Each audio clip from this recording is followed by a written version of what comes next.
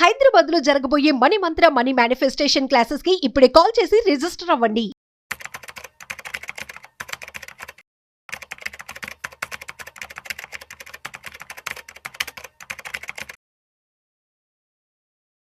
Hello నమస్తే. ప్రస్తుతం మనతో పాటు స్టూడియోలో క్యూపీఎఫ్పి సాయిరామ్ గారు ఉన్నారు. వీరితో మాట్లాడుకునే విషయాల గురించి మనం చర్చిద్దాం.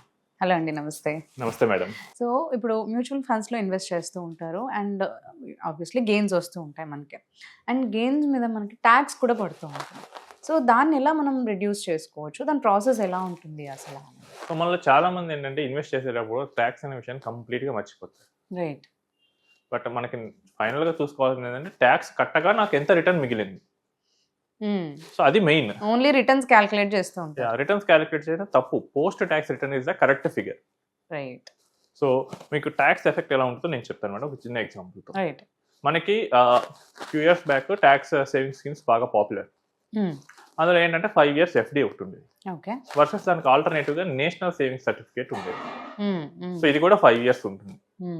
సో సపోజ్ పర్సన్ ఏ అనే వ్యక్తి 5 years FDలో 1 lakh rupees ఇన్వెస్ట్ చేశారు. 7% రిటర్న్ వస్తుంది అనుకుంటే మనకి ఎస్టిమేషన్ ప్రకారం 1.4 lakhs రావాలి. Right. But at the end he got only 1.27 lakhs. Okay. అంటే ట్యాక్స్ మిగిలిన 13,000 ట్యాక్స్ పే చేశాడు. ఓకే. ఓకే. ఎందుకంటే FD అనేది మనకి ఎక్రూవల్ బేసిస్ మీద ట్యాక్స్ కట్టాల్సి వస్తుంది. ఎవ్రీ ఇయర్ ఎక్కువ అయిన దాని మీద ఇంట్రెస్ట్ మీద మనం ట్యాక్స్ పే చేస్తూ వెళ్తాం. ఓకే. నెక్స్ట్ పర్సన్ బి అనే వ్యక్తి ఈయన కొంచెం తెలివిగా NSCలో ఇన్వెస్ట్ చేశాడు. ఇది కూడా 5 years. సో ఇది కూడా సేమ్ 7% రిటర్న్ వస్తుంది అనుకుంటే at the end he got 1.37 lakhs. Okay. ఇందా కేసులో 1.27 lakhs. ఇక్కడ NSCలో ఏంటంటే ఫస్ట్ 4 years ఇంట్రెస్ట్ మీద ట్యాక్స్ పడదు. మన FDతో కంపేర్ చేసుకుంటే 1.27 lakhs, ఇక్కడ 1.37 lakhs. ఇక్కడ ఏం చేశాడు ఇన్వెస్టర్? సో రెండింటి మీద పోస్ట్ ట్యాక్స్ రిటర్న్ చూసుకున్నాడు. బట్ ఇలా చూసుకోకుండా ఇన్వెస్ట్ చేసే వాళ్ళు చాలా మంది ఉంటారు. రైట్. సో డబ్బులు ఎందుకు వాళ్ళకి ఊరకనే రావు, కొంచెం అనలైజ్ చేయాలి వర్క్. సో మ్యూచువల్ ఫండ్స్ లో కూడా మనకి ట్యాక్స్ అనేది ఉంటుంది. సో ఈ ట్యాక్స్ విషయాన్ని కనుక మర్చిపోతే ప్రెసెంట్ 12.5% ట్యాక్స్ ఉంటుంది, long term capital gain tax. అది పే చేయాల్సి వస్తుంది. అసలు మనకు మ్యూచువల్ ఫండ్ లో మెయిన్ గా 2 types ఆఫ్ ట్యాక్సెస్ ఉంటాయి. ఒకటి short term capital gain tax, రెండు long term capital gain tax. Mutual funds ని మనకి income tax department capital asset గా ట్రీట్ చేసింది. సో దీని మీద వచ్చే గెయిన్ క్యాపిటల్ గెయిన్ అవుతుంది. Okay. Okay. So short term అంటే కనుక మీరు 1 year లోపల ఈక్విటీ మ్యూచువల్ ఫండ్ అయితే 1 year లోపల కనుక మీరు సెల్ చేస్తే ఆ గెయిన్ షార్ట్ టర్మ్ గెయిన్ అంటారు. ఎందుకంటే మన హోల్డింగ్ పీరియడ్ తక్కువ ఉంది కదా. రైట్. అదే 1 year కన్నా ఎక్కువ ఉంచుకున్నాం అనుకోండి, అది లాంగ్ టర్మ్ క్యాపిటల్ గెయిన్ అవుతుంది. Okay. So present equity basis లో మనకి ఈ షార్ట్ టర్మ్ గెయిన్ అనేది 20% ఆన్ ప్రాఫిట్. మీరు 1 lakh ఇన్వెస్ట్ చేశారు, 1,50,000 అయింది, 50,000 gain. Less than 1 year cell చేశారు, ఈ 50,000 మీద 20% ట్యాక్స్ కట్టారు. ఓకే. ఓకే.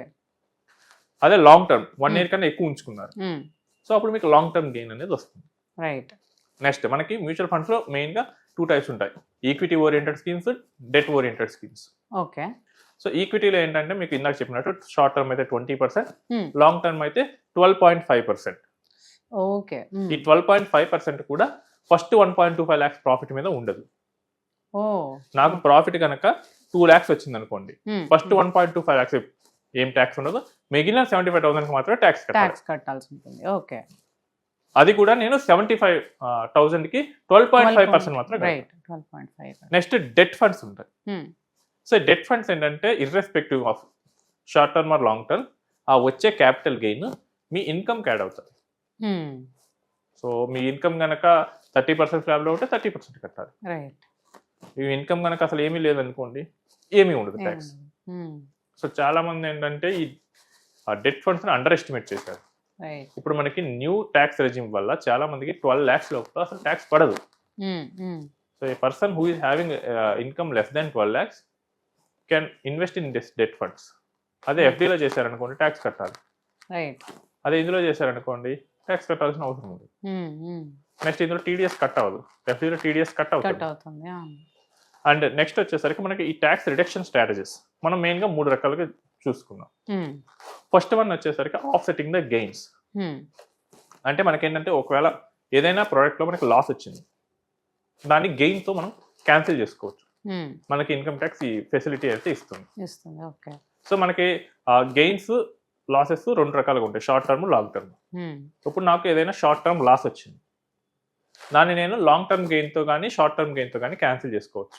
రైట్. సింపుల్గా చెప్పాలంటే మీరు మ్యూచువల్ ఫండ్స్ ఇన్వెస్ట్ చేస్తున్నారు లాంగ్ టర్మ్ పర్పస్, బట్ పెట్టిన 1 yearలో మార్కెట్ డౌన్ అయింది. సైమల్టేనియస్గా మీరు ఏదో రియల్ ఎస్టేట్ ప్రాపర్టీ సెల్ చేశారు.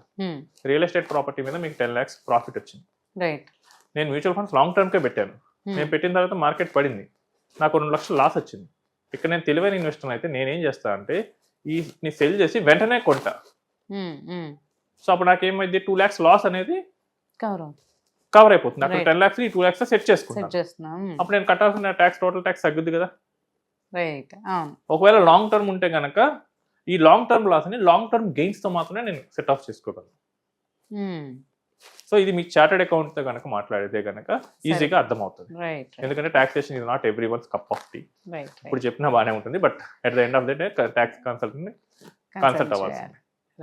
నెక్స్ట్ వచ్చేసరికి ఏంటంటే ట్యాక్స్ హార్వెస్టింగ్. ఇప్పుడు మనకి మీకు ఇంతకు ముందు చెప్పాను 1.25 lakhs ప్రాఫిట్ మీద ట్యాక్స్ ఉండదు. అవును అవును. సో ఫర్ ఎగ్జాంపుల్ నేను 10 lakhs ఇన్వెస్ట్ చేశాను, మార్కెట్ ఒక దాన్ని 12 lakhs పెంచింది, నేను 11.25 lakhs విత్డ్రా చేసి మళ్ళీ రీఇన్వెస్ట్ చేస్తే నాకు 1.25 lakhs ఎగ్జామ్షన్ వస్తుంది కదా. Okay okay. సో అలా నాకు ఎన్ని ఇయర్స్ కుదిరితే అన్ని ఇయర్స్ నేను చేయొచ్చు కదా. రైట్. సో దీన్ని ట్యాక్స్ హార్వెస్టింగ్ అంటారు. ఓకే. సో ఇది కూడా మీ financial advisor plus tax expert తో కలిసి చేయాల్సిన పని. డిస్కస్ చేసుకుని చేయాలి. ఇది జనరల్ గా ఇయర్ ఎండ్ లో చేస్తూ ఉంటారు మార్చిలో. మేము మా క్లయింట్స్ కూడా మార్చిలో వీటిని ప్లాన్ చేస్తూ ఉంటాం. నెక్స్ట్ వచ్చేసరికి ఇది సెక్షన్ 54F కింద ఉంది. ఇదేంటంటే రియల్ ఎస్టేట్ ప్రాపర్టీ, అది కూడా రెసిడెన్షియల్ హౌస్ కనుక కొంటాను అంటే గనక మీ క్యాపిటల్ గెయిన్ అయిన మ్యూచువల్ ఫండ్ నుంచి వచ్చే క్యాపిటల్ గెయిన్ ని లాంగ్ టర్మ్ గెయిన్ ని ఏదైనా హౌస్ కనుక పర్చేస్ చేస్తే టోటల్ లాంగ్ టర్మ్ గెయిన్ కి మీరు ట్యాక్స్ కట్టాల్సిన అవసరం లేదు. Okay okay. నేను మ్యూచువల్ ఫండ్ 5 ఏళ్ల క్రితం 50 లక్షలు పెట్టాను, ఇప్పుడు నాకు అది 1.5 కోటి అయింది. నాకు ఈ గెయిన్ నేను అసలు ట్యాక్స్ కట్టకూడదు అనుకున్నాను. ఇప్పుడు ఈ 1 కోటి రూపాయలు తీసుకొచ్చి నేను ఏదైనా హౌస్ కొన్నాను అనుకున్నాను. ఓకే. ఈ 1 కోటి రూపాయల మీద నేను ఎటువంటి ట్యాక్స్ కట్టక్కర్లా. Okay okay. బట్ దీనికి కొన్ని కండిషన్స్ ఉన్నాయి. దీన్ని ఇండివిజువల్ అండ్ హెచ్యుఎఫ్ మాత్రం వాడుకోగలరు. So either the person has to be in individual or Hindu undivided family. Next ఈ కొనే వ్యక్తికి మాక్సిమం 1 house మాత్రం ఉండాలి. Okay okay. ఎందుకంటే ఇది 2 houses మాత్రం ఈ స్కీమ్ అప్లికబుల్ అవుతుంది. ఓకే. సో ఏదైనా నా దగ్గర హౌస్ లేకపోయినా పర్వాలేదు, లేదా మాక్సిమం 1 house ఉన్నా సరిపోతుంది. ఓకే. ఎందుకంటే నాకు కొత్త కొనేసి 2వ house అయిపోతుంది కాబట్టి. నెక్స్ట్ వచ్చేసరికి ఈ స్కీమ్ వాడుకోవాలనుకున్నప్పుడు ఆ హౌస్ ని ఎయిదర్ నా క్యాపిటల్ గెయిన్ ట్రిగర్ అయిన 1 year బిఫోర్ కానీ లేదా 2 years తర్వాత కానీ మనం హౌస్ తీసుకోవచ్చు. Okay okay. సో అప్పుడు నాకు సరిపోతుంది.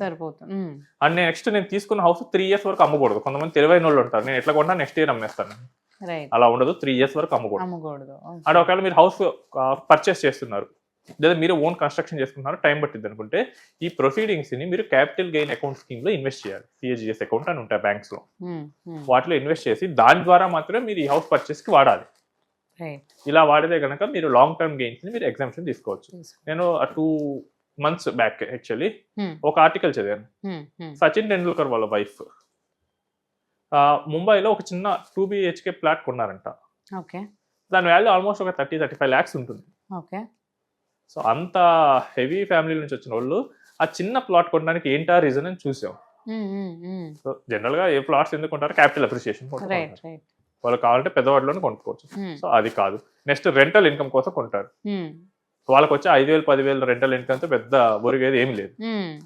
తీరా చూస్తే ఈ క్యాపిటల్ గెయిన్ ఆఫ్ సెట్టింగ్ ఉంది కదా మనం రెసిడెన్షియల్ ప్రాపర్టీ కొంటాం, సో దానికోసం కొన్నారు. వాళ్ళకి ఏంటంటే అంతకుముందు ఒక క్యాపిటల్ గెయిన్ వచ్చింది, దాని కనుక వాళ్ళు హౌస్ కొంటే కనుక దాని మీద ట్యాక్స్ కట్టక్కర్లేదు. సో వాళ్ళ చార్టెడ్ అకౌంటెంట్ సజెషన్ దాన్ని ఎట్లాగో 3 years తర్వాత అమ్మేస్తారు. సో నెక్స్ట్ 3 years తర్వాత అమ్మేస్తారు కాబట్టి 35 lakhs 40 lakhs అయినా 5 lakhs మీద కడతారు అంతే. 35 lakhs మీద కట్టేదానికన్నా 5 lakhs మీద కట్టడం ఈజీ కదా. ఓన్లీ ఆ ప్రాఫిట్ మీద కడతారు అంతే, ఉన్న దాని మీద అయితే కట్టాల్సిన అవసరం లేదు. రైట్. సో మనం చాలా తెలివిగా ఇన్కమ్ ట్యాక్స్ మీద ఆలోచించాలి. అలా కాదు నేను సొంతగా చేసుకుంటాను నాకు అంతా వచ్చు అనుకుంటే at the end you will pay hefty taxes. Right. Thank you అండి. థ్యాంక్ యూ సో మచ్ అండి.